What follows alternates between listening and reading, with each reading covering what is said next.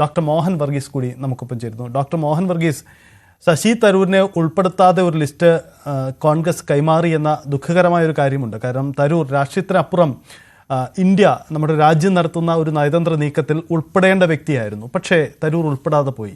കോൺഗ്രസിന്റെ ഒരു പിഴവാണോ ഇത്? താങ്കൾ എങ്ങനെ കരുതുന്നു?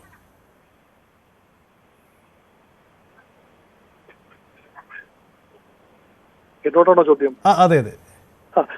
ശശി തരൂരിനെ കോൺഗ്രസ് ഉൾപ്പെടുത്തുന്നില്ല എന്ന് പറയുന്നത് വളരെ ഒരു നിരാശാജനകമായ ഒരു കാര്യമാണ്. കാരണം കോൺഗ്രസ് പാർട്ടിക്ക് ലഭിക്കാവുന്നതിൽ ഏറ്റവും നല്ല റിസോഴ്സ് ശശി തരൂരാണ്.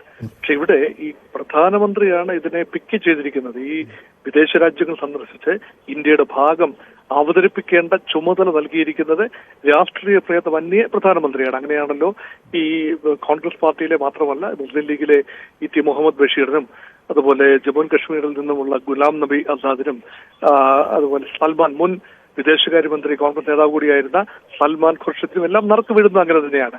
പക്ഷെ ഇവിടെ കോൺഗ്രസ് പാർട്ടി ഔപചാരികമായി ഒരിക്കൽ പോലും ശശി തരൂരിന്റെ വാക്കുകളെ അംഗീകരിക്കില്ല എന്നതിന്റെ ഏറെ സൂചനകൾ തരൂരിന്റെ താക്കീത് എന്ന രൂപത്തിൽ പോലും നൽകിയതാണ്.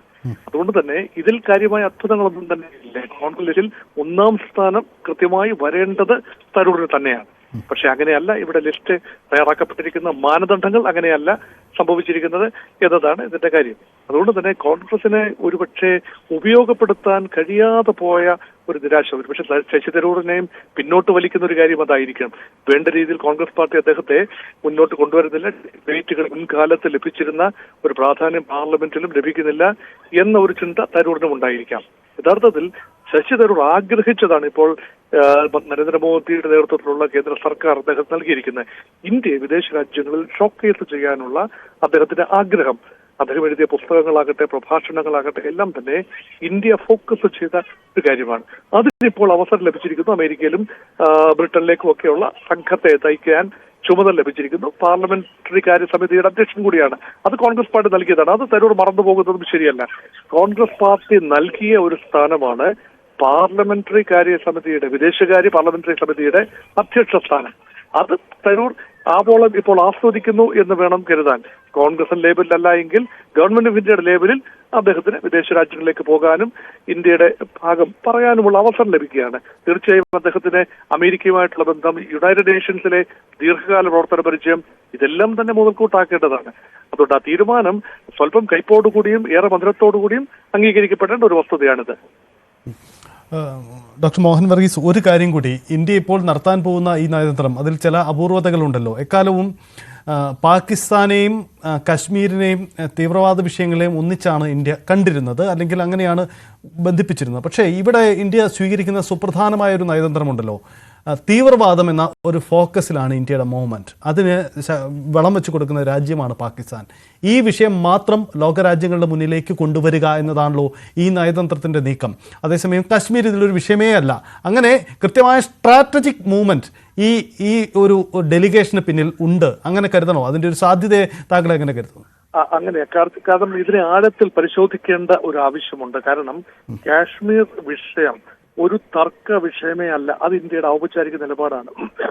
1947 മുതൽ എടുക്കുന്ന ഒരു നിലപാടാണ്. ഉഭയകക്ഷി അടിസ്ഥാനത്തിൽ കാശ്മീർ പ്രശ്നം പരിഹരിക്കുക, പ്രത്യേകിച്ചും 72 സിംല കരാറിന്റെ അടിസ്ഥാനത്തിൽ ഉഭയകക്ഷി അടിസ്ഥാനത്തിൽ അല്ലാതെ ഒരു വിഷയവും സംസാരിക്കേണ്ട കാര്യമില്ല എന്ന നിലപാട്.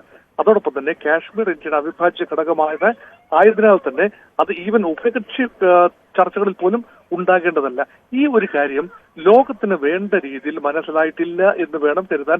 പ്രത്യേകിച്ച് ഡൊണാൾഡ് ട്രംപിന് അത് മനസ്സിലായിട്ടില്ല എന്ന് വേണം കരുതാൻ. അതുകൊണ്ട് രണ്ട് ബൈഫർക്കേഷൻ ഇവിടെ നടക്കുന്നു. ഒന്ന്, അമേരിക്കയോട് ഇന്ത്യ പറയാൻ ആഗ്രഹിക്കുന്നത് ഇന്ത്യയും പാകിസ്ഥാനെയും ബ്രാക്കറ്റ് ചെയ്ത് ഹൈഫനേറ്റഡ് ഇന്ത്യ ആൻഡ് പാകിസ്ഥാൻ നയം മുൻകാലങ്ങളിൽ അമേരിക്ക സ്വീകരിച്ചിരുന്നത് ഇപ്പോൾ ഇന്ത്യക്ക് സ്വീകാര്യമല്ല. മുൻകാലങ്ങളിലൊക്കെ അമേരിക്കൻ പ്രസിഡന്റ്, എനിക്ക് ക്ലിന്റന്റെ കാലം വരെ 2000 ആണ്ട് വരെ അമേരിക്കൻ പ്രസിഡന്റിന്റെ സന്ദർശനം ഉണ്ടാകുമ്പോൾ സബ് കോണ്ടിനെന്റൽ വിസിറ്റ് എന്നാണ് അവർ പറയുക. ഒന്ന്, ഇസ്ലാമാബാദിലേക്ക് ആദ്യം എത്തിയാൽ പിന്നീട് എത്തേണ്ട പോയിന്റ് ഡൽഹിയാണ്. അല്ലെങ്കിൽ ഡൽഹിയിലേക്ക് സന്ദർശനമാണെങ്കിൽ തിരിച്ചു പോകുന്ന വഴി ഇസ്ലാമാബാദ് സന്ദർശിച്ചിട്ട് പോകും. പക്ഷെ കഴിഞ്ഞ 20 വർഷമായി അതിൽ നിന്നൊരു മാറ്റം വന്നു.